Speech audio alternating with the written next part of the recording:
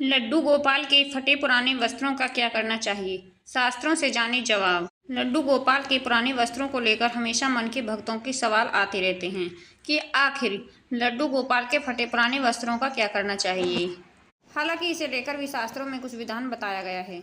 जो लोग लड्डू गोपाल की सच्चे दिल से सेवा करते हैं, उन्हें इन नियमों का पता होना बेहद जरूरी है। आइए जानते हैं लड्डू गोपाल के पुराने वस्त्रों का क्या करना चाहिए। लड्डू गोपाल भगवान कृष्ण का बाल रूप माना जाता है। ऐसी मान्यता है कि भगवान के इस स्वरूप की पूजा करने से व्यक्ति की सारी परेशानियां दूर हो जाती हैं। ऐसा कहा जाता है कि जिस घर में लड्डू गोपाल की पूजा अर्चना की जाती है, वहाँ स्वयं भगवान विष्णु का वास होता है।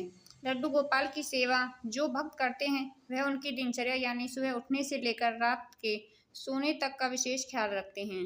साथ ही भक्त लड्डू गोपाल को स्नान कराकर उनका श्रृंगार भी करते हैं। लड्डू गोपाल के वस्त्र को लेकर भी कई बार सवाल मन में आता है कि यदि लड्डू गोपाल के वस्त्र कई ज़्यादा हो जाएं या कई बार कट या फट जाते हैं तो उनके वस्त्रों का क्या करना चाहिए। आइए जानते हैं लड्डू गोपाल के वस्त्रों का क्या करना चाहिए। लड्डू गोपाल के वस्त्र यदि पहनाने लायक नहीं बचे हैं तो ऐसे में यानी बहुत पुराने या फट चुके हैं तो ऐसे में आपको उन वस्त्रों को नदी में प्रवाहित कर देना चाहिए। शास्त्रों में भी भगवान के पुराने वस्त्रों को पवित्र नदियों में प्रवाहित करने का विधान बताया गया है। लड्डू गोपाल के पुराने वस्त्रों को आप चाहें तो भूमि में भी दबा सकते हैं, लेकिन इसके लिए शास्त्रों में जो विधान है वह है कि लड्डू गोपाल के वस्त्रों को आप केला, तुलसी और आंवले के वृक्ष के नीचे तुलसी के पत्ते रखकर दबा सकते हैं।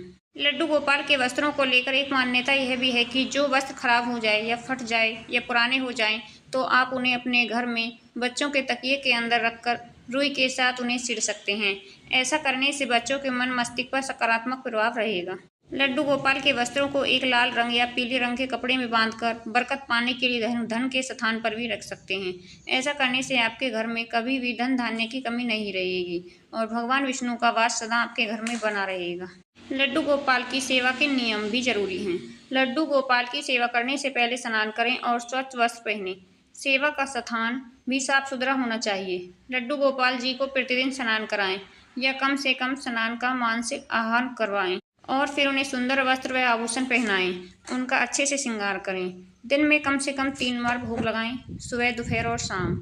भोग शुद्ध हाथों से बनाएं और अर्पण करते समय मन शांत रखें।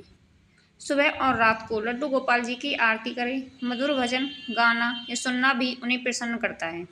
बाल स्वरूप होने के कारण उन्हें समय पर सुलाना और समय पर उठाना चाहिए। रात्रि में उन्हें विश्वास करने देना चाहिए, यानी रात्रि में उन्हें विश्राम करने देना चाहिए। इसलिए मंदिर का पर्दा गिराकर उन्हें आराम दें।